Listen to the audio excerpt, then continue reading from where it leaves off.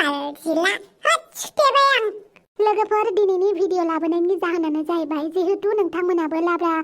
फेमिलिनिनो सोद्रोमा बेनिखायनो नोंथांमोनाबो माखासे खोथा मिथिनांगौ मोन्थाय दङ बेखौ आं सानो आरोना बेनिखायनो नोंथांमोननि सेराव आं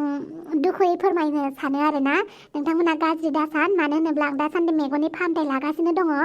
बुरै जायाखैब्लाबो दानिफ्रायनो आनज्लेद उनज्लेद नुहांनाय जानो हमदों बेनिखायनो आं मेगननि फाहामथाय लागासिनो आरो आंना मेगना एसे गाज्रिखा सिगांनिफ्रायनो बेनिखायनो आं आरोबाव मेगना थाबैनो मोजां जागोनखौ मिजिं लानानै फाहामथाय लागासिनो स' लोगोफोर भिडिअखौ लेट जाब्ला नोंथांमोना गाज्रि मोननाङा दे अब्लाबो आं नोंथांमोननि खाथियाव भिडिअ लाबोगासिनो दङ गुसुंब्लाबो नोंथांमोना गोरोन्थिल' दासान बेनिखायनो गोथां गोब्राम साम'फोरखौ जालाय नोङो साम' जाबा मेगननि पावारा बारा जायोनो माथो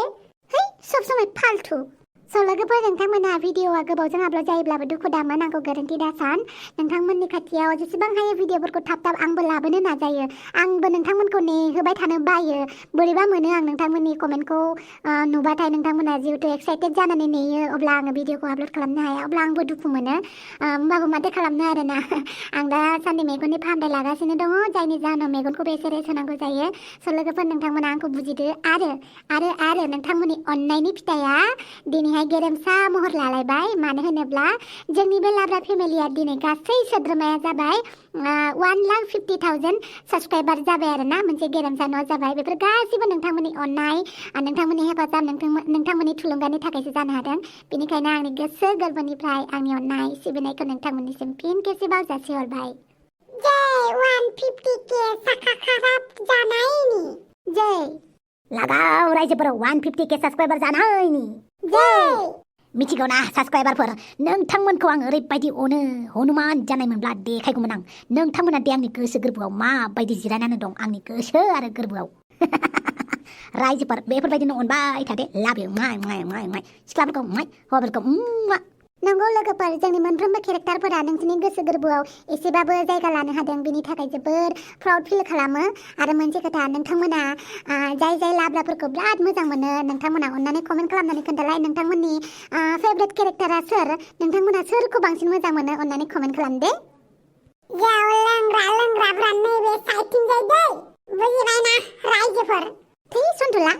जायखौ मोजां मोनो बिसोरा कमेन्ट खालामनानै खोन्थाहरगोन आरो माबा बारस'लि खोथा बुंथारो दे अब्लालाय लोगोफोर नेक्स्ट एपिसोडआव ओरैबायदि गाजा गोमजायै नुजाफैगोन ना आयु बाला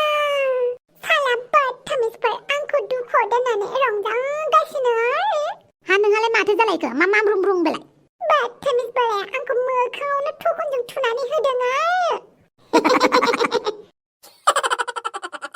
माखौ मिनिनो ओंखारखो जेनेबा नोंसोरो बदतमिजफोर आंखौनो मिनि नोंसोर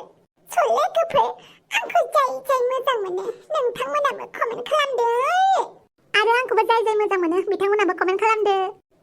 नोंखौ रावबो सैखाया नोंखौबो रावबो सैया दे जाबाय जायखौ मोजां मोनो मालाय बिथांमोना कमेन्ट खालामखागोन नोंसोर दावराव जालायनाङा बेवहाय स' लोगोफोर नोंथांमोननि अननाय आरो थुलुंगायाव दिनैहाय 150k साबस्क्राइबार जाबाय बेनिखायनो आरोबाव थैंक यू सो मच लाभ इउ अल आरो भिडिअखौ बेफोरबायदिनो नायबाय था स' गुड नाइट लोगोफोर नेक्स्ट एपिसोडआव थाबैनो लोगो मोनगोन बाय बाय